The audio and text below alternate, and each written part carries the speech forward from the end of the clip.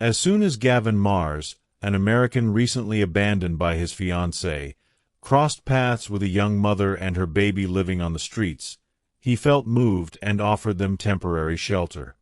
That night turned out to be the beginning of an unexpected transformation in his life. The next morning, upon waking up, Gavin realized that his daily life would never be the same again.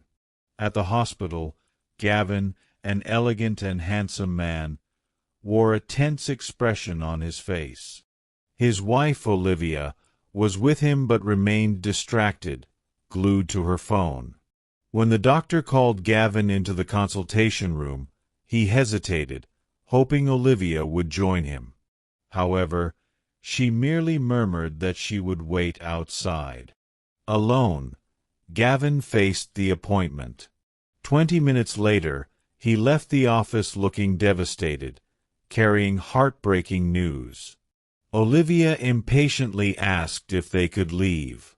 Unwilling to argue, Gavin nodded, and the couple departed in silence.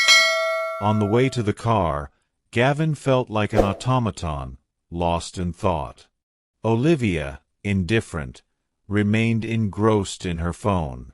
During the drive, she finally put the device away and said firmly, "Well, it seems you can't give me an heir." Her remark cut Gavin like a knife. He responded hesitantly, saying he was still awaiting further results. But Olivia didn't want to wait. "I'm independent. I've built my career. Now I want a child. If I had known about your incapacity before—" Olivia's words echoed cruelly in Gavin's mind, but he stopped listening when he saw a scene on the street, a young woman, clearly exhausted, trying to console her small daughter on a bench. The image tugged at Gavin's heart.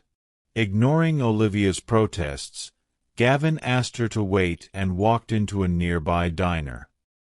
He returned with food and offered it to the woman. "I hope this helps," he said with a smile. The woman accepted it gratefully, though visibly embarrassed. At that moment, Olivia, irritated, honked the horn and shouted from the car, "Come on, Gavin. This is no time for charity." The woman lowered her head in shame, and Gavin returned to the car. The tension between them remained thick. Olivia accused him of seeking attention with heroic performances, while Gavin simply wanted to help. That night, while Olivia slept, Gavin stayed awake, feeling anguished. As he walked around the house, he found himself in front of a room he had lovingly decorated for the baby he had dreamed of. Tears flowed freely as he fell asleep in a chair in the dark. Days later, the two returned to the hospital. Once again, Olivia refused to accompany him to the consultation. Alone, Gavin received the final diagnosis. He was infertile and could never have biological children. The doctor's words felt like a mountain crushing him. Leaving the office, he found no solace in Olivia. At home, when he sought support, he was met only with coldness and complaints. "This isn't fair to me. If you were a real man, I'd already be pregnant," she snapped before packing her things and leaving for her father's house. Alone and desolate, Gavin gave in to despair. He grabbed a bottle of wine, something he hadn't touched in years, and drank heavily. On a cold night, he walked to a bridge, recalling happy moments and dreaming of what could have been. But the memories now felt like a curse, and he was overwhelmed by unbearable pain. Just as he was about to step past the safety barrier, he heard a voice. "Hey, mister." Looking back, he saw the woman he had helped days before, holding her baby. His voice trembled. "I remember you." The child's cry pulled him back to reality. Gavin stepped away from the edge and asked why the little one was crying. The mother replied softly that she could barely feed herself, let alone her daughter.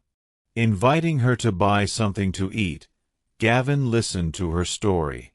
Lauren, as she introduced herself, had been abandoned by her boyfriend when she got pregnant. With no family or support, she was evicted and had been living on the streets for weeks. Deeply affected, Gavin couldn't hide his indignation.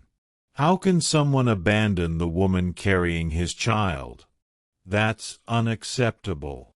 Though hesitant, Lauren accepted his help but refused to spend much. "I'll use your money as if it were my own," she said, choosing discounted items.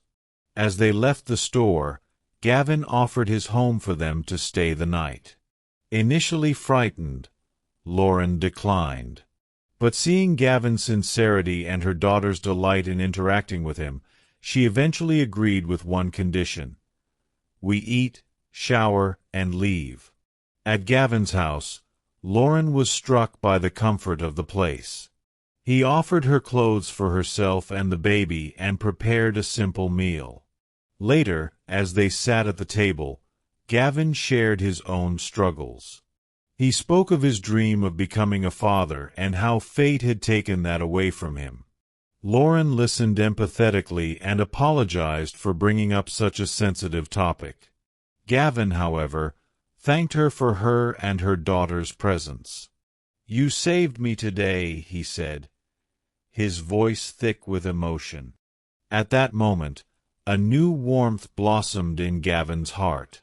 For the first time, he felt that he could, perhaps, build a new kind of family.